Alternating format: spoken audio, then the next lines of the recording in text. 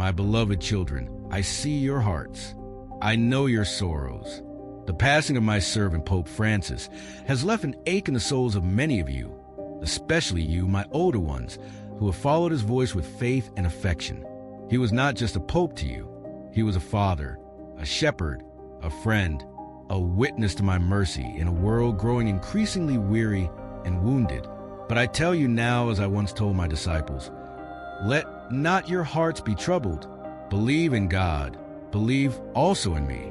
John 14, verse 1. You have shed tears, and I have counted every one of them.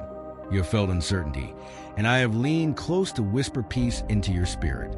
The loss of a leader may feel like the earth shifting beneath your feet. But hear me clearly, my dear ones, nothing has slipped out of the hands of my Father. From the beginning of time, the Father has known every detail of this moment. The death of Pope Francis was not the end of something beautiful. It was a closing of one chapter in a divine story still unfolding. He has finished his race and entered into glory. And now you ask, who will lead us now? What comes next to the church? Listen closely. This transition is not a time for fear. It is a time for faith. Pope Francis was a man who walked with the scent of the sheep on his robes. He touched the poor, spoke tenderly to the outcast, and reminded the world again and again that mercy is not weakness. It is the very power of God. He knew his time was drawing near, and in his final prayers, even through pain and silence, he lifted up a plea to my Father. Lord, give your people a shepherd after your own heart, one who listens, one who kneels before you, one who walks in the dust with the broken. And now I tell you with full authority from heaven, that prayer has been answered. I have not left you orphans. When I walked the earth in flesh, I said to my disciples, I will not leave you as orphans. I will come to you. John 14, verse 18. That promise still stands.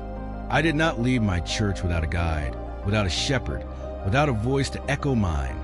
Many of you who are older have seen popes come and go. You saw John Paul II stand boldly in the face of tyranny. You saw Benedict XVI guard the beauty of truth with wisdom and gentleness. You watched Francis embody the mercy of my heart for the wounded world. And now, with the election of a new pope, some of you feel uncertain. Will he be like those before him? Will he change things too much? Will the church stay strong? I know your questions. I hear them whispered in your prayers. But I remind you again, the church does not belong to men. It belongs to me. Yes, I use men, weak men, tired men, imperfect men, but it is I who hold the keys. It is I who breathe upon the conclave. It is I who anoint the successor. In the silence of the Sistine Chapel, when the cardinals bowed their heads in prayer, my spirit hovered over the waters of their hearts. Not by politics, not by strategy, not by popularity, but by divine appointment was a new pope chosen. You do not need to understand everything today. You only need to trust that my hand is still guiding, a shepherd after my heart.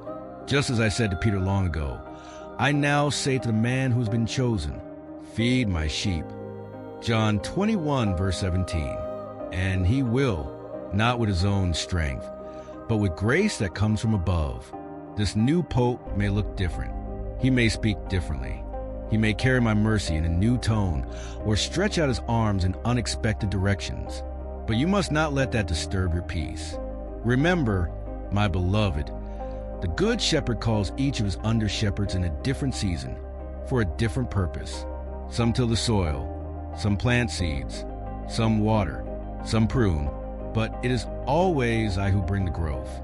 Pope Francis opened the doors of the church wide to the wounded and the weary. He called attention to the margins. He challenged comfort and ease. He showed the world that holiness is not about separation from the poor, but about solidarity with them. The new pope has not come to erase that work. He has come to carry it further, deeper, where it must go next. My older children, your mission remains. I speak now to you, my dear older children, the ones who have prayed the rosary through every stage of life, who have raised children of faith, who have stayed near to the church through joy and scandal alike. Your mission is not over. You may not travel far. You may not preach in cathedrals, but your prayers, your wisdom, your witness, They hold up the walls of my church. In this time of transition, the young will look to you. They will watch your response. Will you panic? Will you complain? Or will you say, I trust in Jesus. I believe in his church. I welcome the one God has chosen. You have seen how fragile the world is. You have watched values decay and truth grow dim. But now, I call you to stand not with clenched fists, but with open hearts, not with fear of the future, but with confidence in the one who holds a future. Peace be with you. My peace I give you, not as the world gives. So do not let your hearts be troubled. Do not be afraid. John 14, verse 27. My dear ones, the election is over, but my work is not. I am moving. I am building. I am reviving my church. You may not yet see all that I see, but I promise you this. The gates of hell will not prevail. In the days ahead, I will speak to you more about the one who has been chosen. You will come to know his heart. You will see me reflected in him, not perfectly, but truly. Until then, rest in this. The Father has willed it. The Spirit has guided it. And Pope Francis, my faithful servant, now sees it from eternity and smiles. Stay near to me. Stay faithful. And know, I have not forgotten you. I have not forgotten my bride. I am Jesus, your shepherd, your Savior, and your Lord. And I am with you always, my beloved ones. In the quiet chambers where men pray and seek wisdom, my Spirit speaks. He does not shout, nor does he force his way. He moves like wind over water, like breath over dry bones, reviving, stirring, guiding. The conclave that is now ended was not a meeting of mere men making a human choice.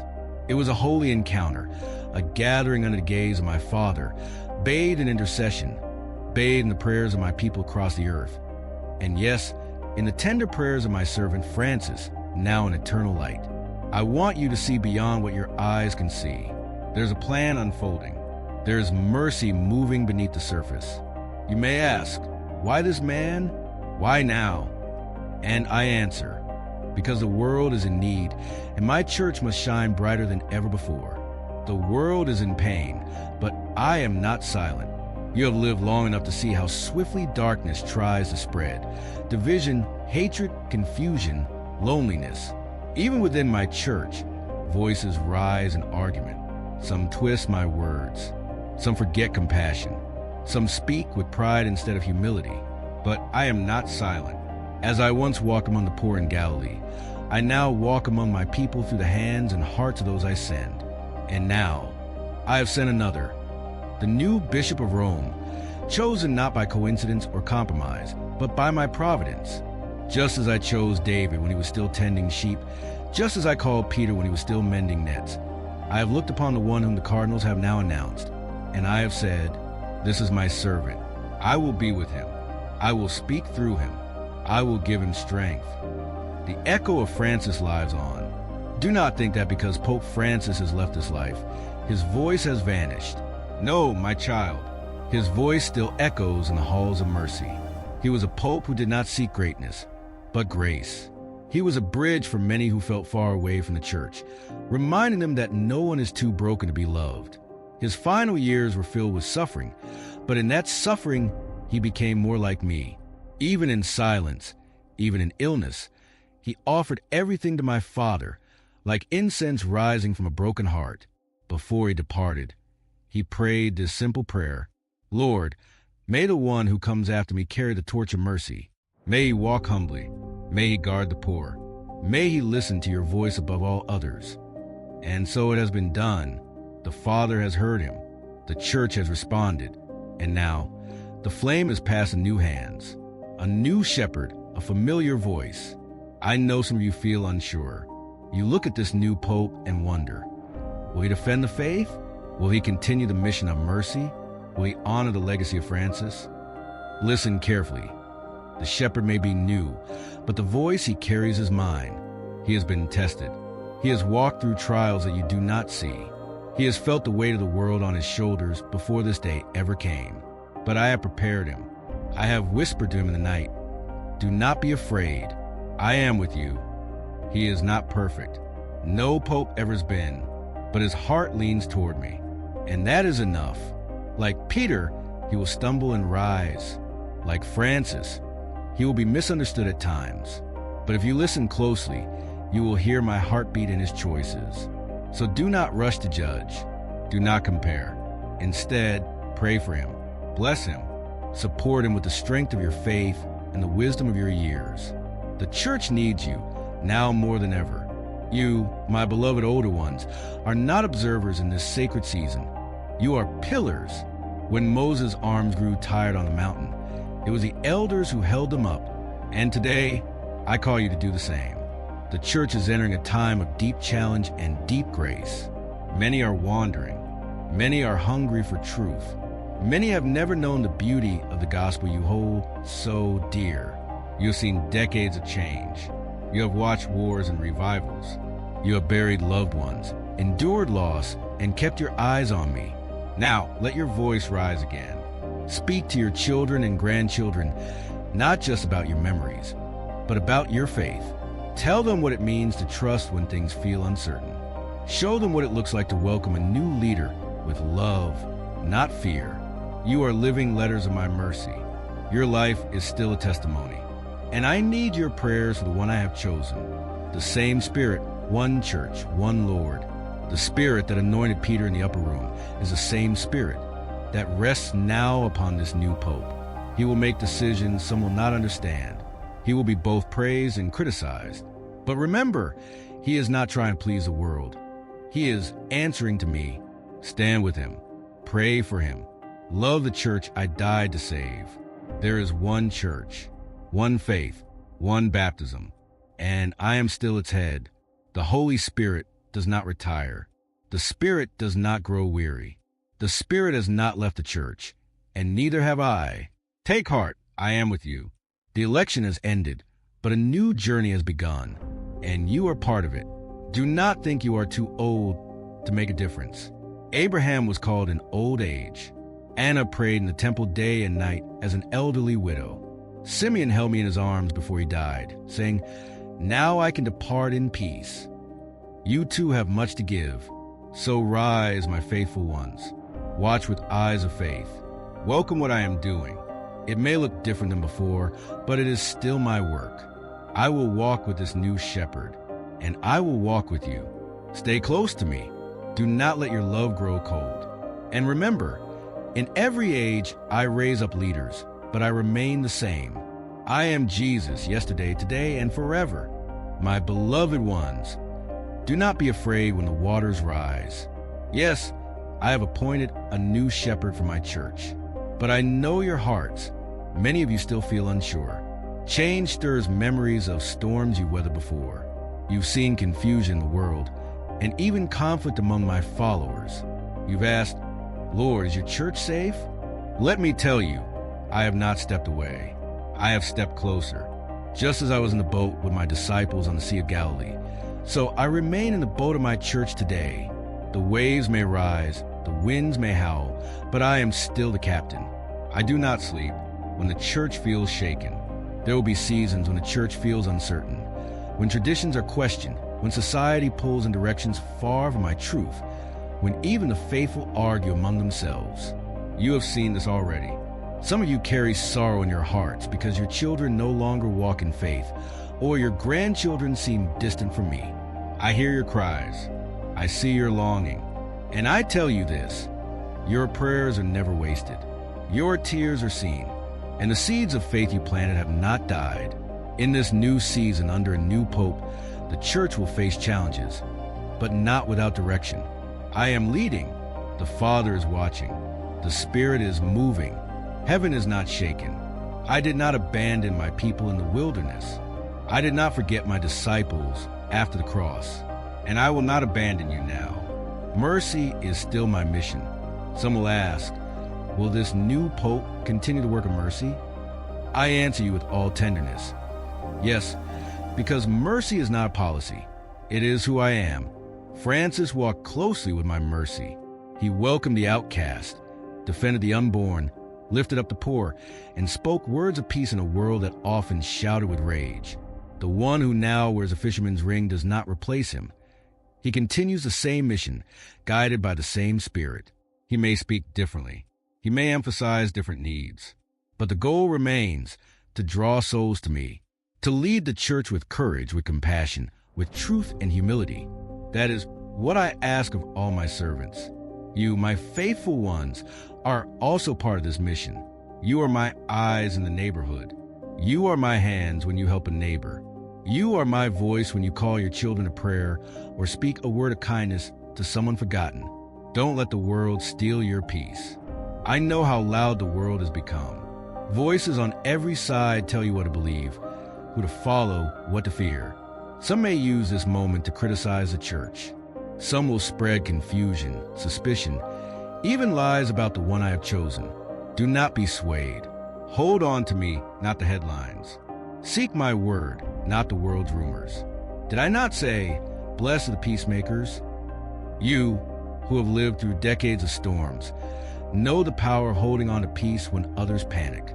So I ask you now, be that peace. When others rush to judge, speak with wisdom.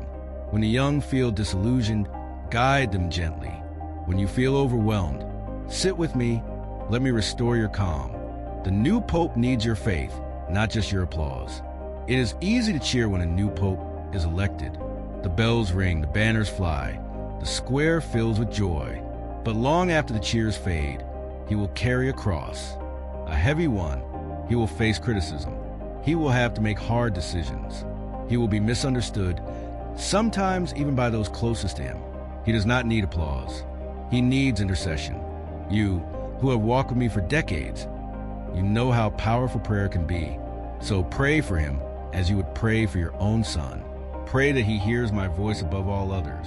Pray that he resists pride. Pray that he walks with me every day. You may never meet him, but you can help him. Your prayers will be a hidden strength beneath his ministry. You still have a role in my church. You may be retired from work. Your children may be grown. Your body may move more slowly. But you are not finished. You are still part of my mission. There are prayers only you can pray. There is wisdom only you can offer. There is love still needed in your home, your church, your community. When others grow weary, you can be a light. When the church feels strained, you can be a steady anchor. I do not discard those who are older. I cherish them.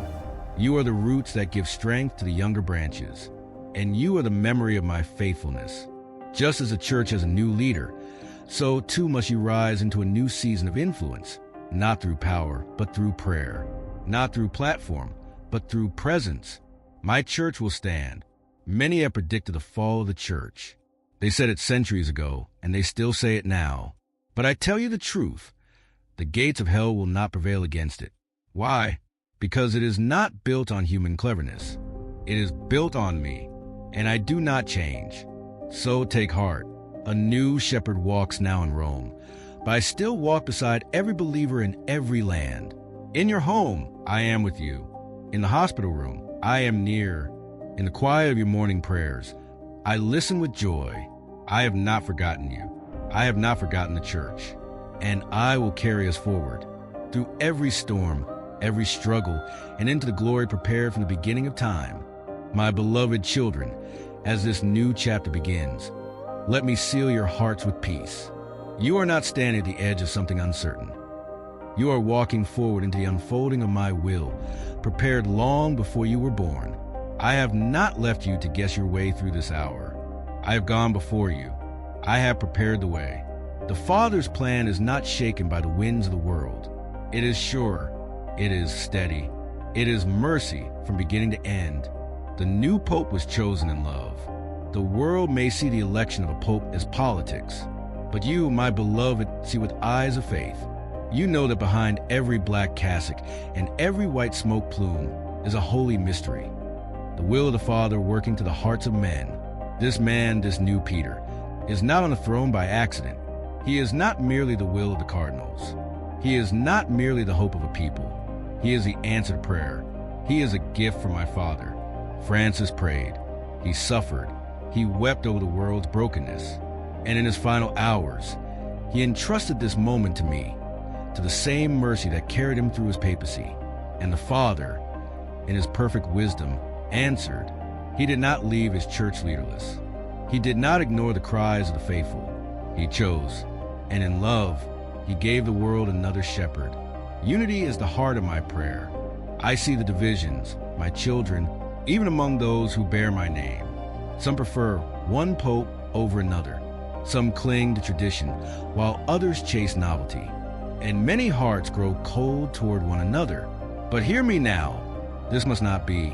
In the Garden of Gethsemane, on the night before I gave my life for you, I prayed that my followers would be one, just as the Father and I are one. Unity is not agreement on every point. Unity is love. Unity is grace. Unity is looking at your brother or sister in faith and saying, "You belong. You are mine. I will not cast you aside." If you truly want to honor me in this new season, then love one another deeply, forgive freely, listen humbly, and support this new Pope with hearts full of mercy, not judgment. You are still my church. My church is not marble and gold. It is not found only in Rome. My church is you, you who sit with your rosary and whisper my name, you who light a candle and ask for healing, you who visit the lonely and feed the poor, you who mourn what has been lost but still hope for what is to come. Every act of faith builds up my body. Every word of blessing strengthens the church. Every soul that returns to me causes all of heaven to rejoice. So do not say, "What can I do?" You can do much. You can shape the future with your faith. You can stir the heavens with your prayers. You can lift the church with your mercy.